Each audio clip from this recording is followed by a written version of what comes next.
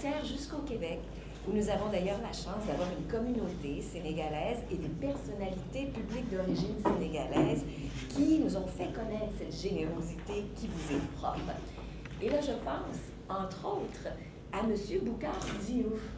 Vous ne le connaissez peut-être pas, mais c'est un auteur, animateur à la télévision, conteur et biologiste qui était venu initialement au Québec étudier et qui est devenu une figure publique très connue et très appréciée chez nous. Surnommé le plus sénégalais des Québécois, ou le plus québécois des Sénégalais, c'est selon, Boucar Diouf a d'ailleurs été décoré de la médaille de l'Assemblée nationale du Québec, la médaille d'honneur, en novembre 2019. L'amitié sénégalo-québécoise prend donc plusieurs formes et cet événement bilatéral entre nos deux assemblées en est un autre exemple et nous l'attendions depuis longtemps, Monsieur le Président. Vous le savez, notre relation bilatérale s'est officialisée en décembre 2016.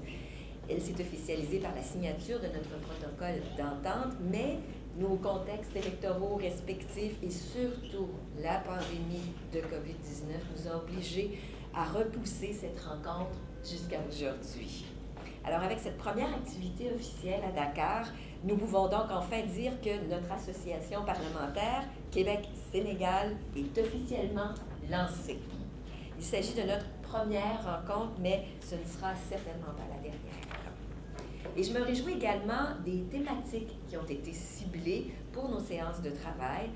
D'abord, et vous l'avez souligné, étant moi-même seulement la deuxième femme à occuper le poste de présidente de l'Assemblée nationale du Québec depuis 1764, la question de la place des femmes en politique m'intéresse particulièrement. Et je sais que le Sénégal a, à ce sujet, des expériences et des pratiques très pertinentes à partager qui permettront à mes collègues députés qui ont été présentés, Sylvie, Virginie et Éric, et moi-même, naturellement, d'enrichir notre regard sur cette question. Par ailleurs, en tant qu'ex-ministre de la Culture et des Communications du Québec, le thème de la diversité des expressions culturelles et la diffusion des contenus culturels locaux m'interpelle.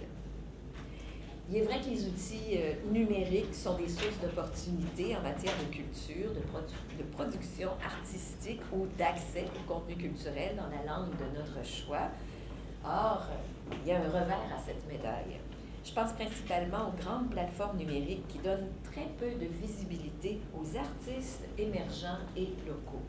Les algorithmes tentent effectivement à ne favoriser que l'industrie culturelle de masse.